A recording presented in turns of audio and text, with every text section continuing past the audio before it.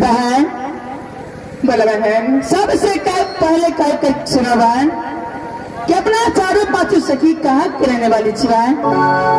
अरे बहन, अपना चारों पांचों सखी में सबसे बढ़कर तू ही चाहा, तू ही कह के सुना था कहाँ के रहने वाली थी। क्यों नहीं बहन? बहन अपना चारों पांचों सखी मृत्यु बन के रहने वाली है बहन। क्यों नहीं?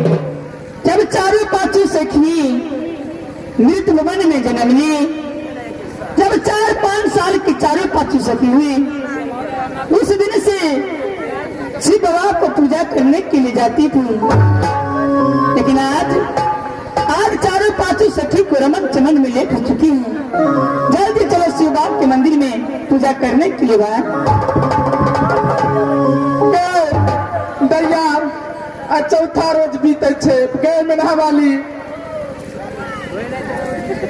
की भेला दया इज्जत की दया छे ना, कैसे चल पूजा करेला तो बैठ के तो कहे छे अगर हम नहीं जब पूजा करेला हगे पूजा से अगर ये नहीं ते तोरा पूजा से दुश्मनी छे की? अगर पूजा के कहे छे की गंदा गंदा की है छा ये मास्टर साहब देखिए छोरू बोल के पार का जगह भाग ले। अच्छा तो बहुत पूछे छे पूजा के की है छे? अगर हम बीते तो हम तोरे से पूछती आए गे हगे पूजा के सुंदर घर और सुंदर बर मिले छे।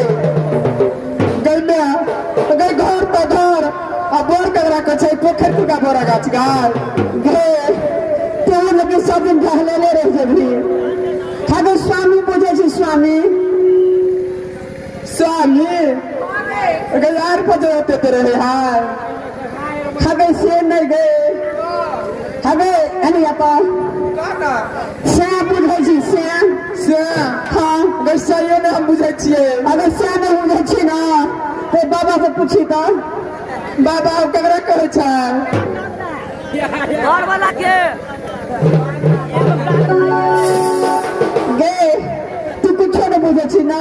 नहीं गे हे दैया तोरे ने का बेटी छले बुझले तो की कहे छे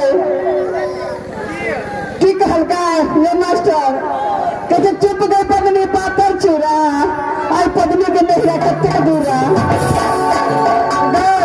भैया कहे की अगर लाल साड़ी टांगल या असियाना में लागल या ए दैया तोरे जगह कहे की नांची बिया धरल छी सब बिया जे जे छे पर।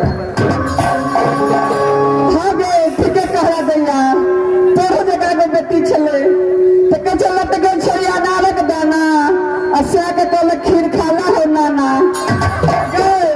कहे की अगर बैठल छी बोरा पर आ मोन जले बुढ़वा पर दैया तोरे जगह कहे की लाजा के काट कर बाजत दे टाट में भोर का देखत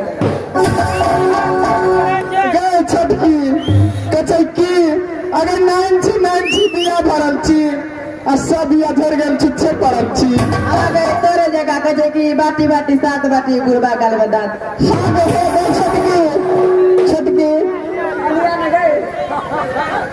अगर बोल तोरे जगह बेटी छले बुझली तो की केलका बिसर के लेखन के तनकी ला जबो दैया हे तोरे जगह बेटी छले तू बापे घर में दीप नसल के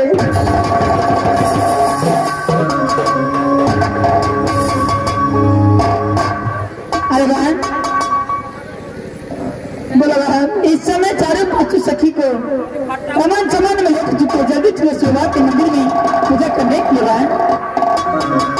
ठीक है बहन जल्दी चला चलो बहन।